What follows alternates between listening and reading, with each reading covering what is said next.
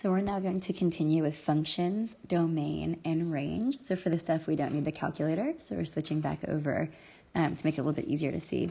So the first thing it says is the phrase, is y a function of x? What that means is we always need to check the x's. So in this first example, these are my x values. In order for it to be a function, the x's cannot repeat. So if you look at this, this is not good. I have this number named 4 that shows up, and then this 4 comes back with a second number. That is not a good thing. We cannot have an x value that shows up more than once. So this here, the answer is nope. Not a function because the x repeats. Number 12, is this a function? What we do, we drop a straight line. You can put it anywhere in your graph. I'll put it down the middle-ish. So in this one here, it's called the vertical line test. So it touches the graph here, it touches the graph here, and it touches the graph there. That is not good. It has 3 places where the x touched that graph. So this here is nope, not a function. It can only touch it once. For example, number 13, if I dropped a line, no matter where I dropped it, it would only touch the graph one time. So for this one, we're good. Yes, this is a function. Okay, so function. So try number 14. Is this a function? So the next thing we're doing is called domain and range. Domain is always the x. Always remember, domain is your x. So if we look at this, get rid of my function stuff. Here we go. Okay, so domain is my x. So if domain is my x, it means they're these numbers right here. Those are my x's. So let's list them in order. I'm going to put them from smallest to biggest just to keep it organized. So if domain is x, the smallest x value is the number 2. Then there's a 4, another 4, a 6, and a 9. So that's the domain of this function. So if domain is x, that means that range is y. So in this graph, here are my ranges, this table. I'm going to put them in order from smallest to biggest. My smallest range is -2, 0, 5, 7, 8. Easy. So now from a graph, how this works. Domain is x. So if we think of it like an x-axis, the x-axis runs from left to right. So we need to figure out the furthest left x value, then the furthest right x value. So the x's live between the furthest left to the furthest right. So if we look at number 12, here is the furthest left value on that graph. So x is between. The furthest left is the x value, -2.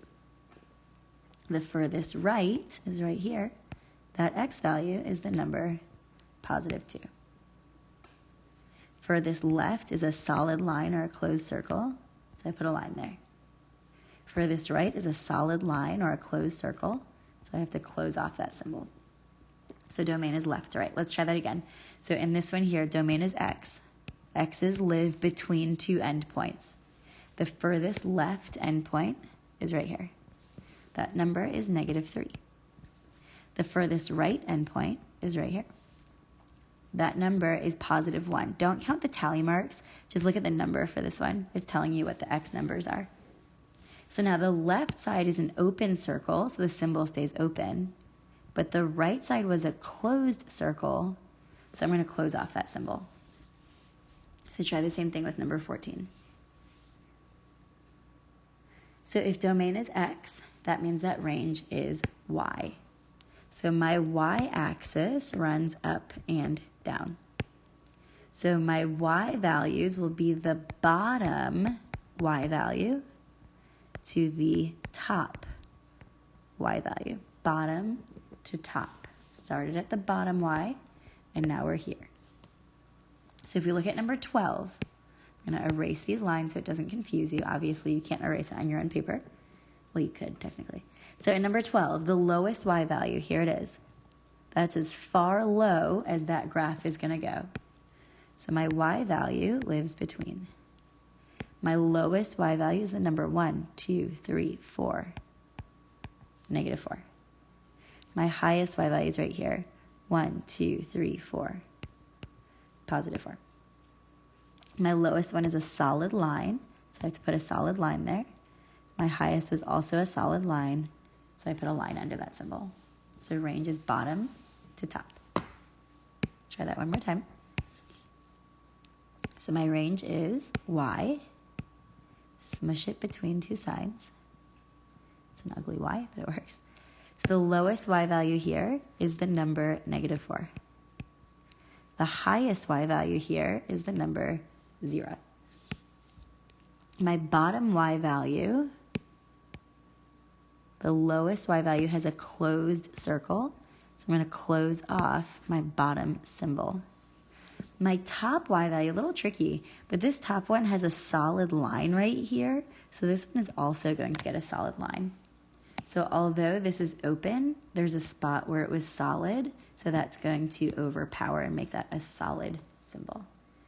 Okay, so domain, remember domain is left to right. Furthest left side, furthest right, x's. Range is y, bottom to top. Try number 14.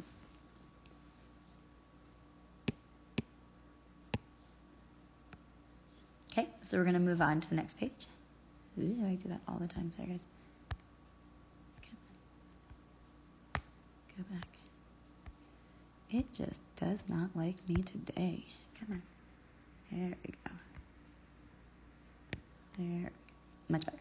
Okay, so the next most important thing from the beginning of this school year was the word slope. So the slope is also the rate of change of your function. So the first thing it says we need to do is label our numbers. I need for you to label because people make mistakes when they don't label, and we cannot make mistakes on this midterm. So what we know is that this is x and this is y. This is x and this is y. These come first and these come second. So now your formula chart is going to give you this formula. It's the rise, slope is rise over run. The rise is the y values because you're going up the y's, so y2 minus y1. Over the run is your x values, so x2 minus x1. But one thing that people do is they often will lose their negatives when they're plugging numbers in. So what I want you to practice today is if you ever see slope or rate of change, go ahead and write your formula like this. I call it the skeleton because it kind of looks like a skeleton, and we first learned this around October. So this will help us keep our numbers nice and correct. So in this one here, my y2, if I look at this, y2 is the number positive 3. Next, it says y1. My y1 is the number positive 5. Over x2, because it said x2, x2 is the number negative 4. Minus x1, x1 is the number positive 4. So now, in your calculator, you can type this in. Go ahead and press Control, Divide. That is going to give you a fraction. So type on the top, parentheses 3, minus parentheses 5, close parentheses. Drop down, parentheses, negative 4, minus parentheses, positive 4. So you pressed Control Divide, and then you typed in the full top over the full bottom. And if you did it correctly, you should have gotten the number 1 over 4. So the slope is 1/4. Yep. So try the same thing with 16. I'll start you off by labeling x, y, x, y. 1, 1, 2, 2. I see the word rate of change. Oh, that means slope formula. Slope formula means set up your skeleton. That way you don't lose any negatives. Go ahead, type in, or plug in first your y2, then your y1, then your x2, and then your x1. Not too bad. Okay, let's try another one together. 17, so same thing. In number 17,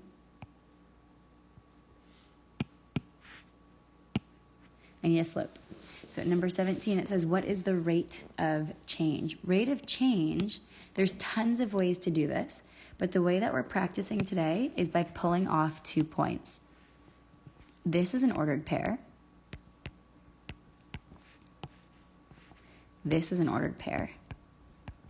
Now we can label x, y, 1, 1, 2, 2. So now plug it into your slope formula, my skeleton of numbers, and then you can type it in the calculator and see what you get. Let's check this one. So y2 is the number 12. Minus y1 is 6. Over x2 is 6. Minus x1 is 3. You could solve this in your head. 12 minus 6 is 6 divided by 3. So the answer, if you do it correctly, the slope is 2. Final answer, slope is 2.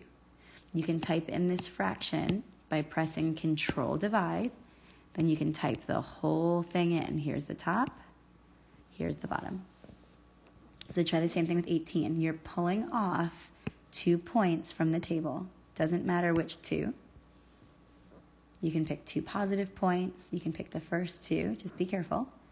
Then you are going to label x, y, 1, 1, 2, 2. Plug them into your slope formula, my skeleton formula, and then solve. Very easy. Okay, let's do one more thing with rate of change. 2 more things, technically. So number 19, it says find the slope. There are 14,000 ways to do this, but let's be consistent. So we're going to keep it the same way we've been doing it. So this is an ordered pair. It's a perfect point. Its x value is 2 when its y value is 80. Here's another perfect point, another ordered pair. X is 4 when the y is 160. So now I'm going to label x, y, 1, 1, 2, 2. Plug them in your slope formula. We need to put some numbers in here. y2 is the number 160. y1 is 80. x2 is 4. x1 is 2. Plug them in. Control Divide. Type in, open parentheses, 160, close parentheses, minus, open parentheses, 80, close parentheses, over, blah, blah, blah. If you do it correctly, you should get the number 4. 4D? 4D. 4D. Just kidding. Just testing you. Yeah, 40. So try the same thing with number 20. Here's a perfect point that's got a number below it and it has a number next to it. Here's another perfect point. It has a number below it and it has a number next to it. Label your pieces, x, y, 1, 1, 2, 2. Easy. 21, very easy question. What is the slope of this equation? So we get this slope when it is in the form y equals mx plus b. That's what the slope is. The slope is the m in the slope-intercept formula. Slope is m. So if we look at this, y is by itself, so we're good. I can identify the m. The m is my slope. It's right here. The slope is just the number positive 3. Slope is in front of the x when y is by itself. So let's look at number 2, 22. This one here is not in slope-intercept form because that y is not by itself yet. So in this one, I need to divide everything by 2. So now y equals 2x plus 5. So now one of these numbers is the slope and one is the y-intercept. Go ahead and put a box around which number is the slope. Very easy. When you're ready, flip. We have one last thing of today. Another very, very easy lesson. Okay, what we have next? Xintercept, which is the same as the word 0. So when I look at this graph, it touches the x-axis right here. This here is the number 3. So I put the x in the x spot of the ordered pair. So x is 3, comma 0. Easy. It's a 0 or an x-intercept. A y-intercept is where your line crosses the y-axis. I put it in the y spot of the ordered pair. Very easy. It crossed the y-axis at the number -2. Now it asks for the slope. So to get from one perfect point to the next perfect point, it goes up 2 and to the right 3. So my slope, rise 2 over 3. Up 2 over 3. Very easy. 23. Identify the x and the y-intercept. So in 23, I have an x-intercept. Be careful. It's right here. I put that in the x spot of the ordered pair. I also have a y-intercept. It's where it crosses the y-axis. I put that number in the y spot of the ordered pair. Go ahead and try number 24.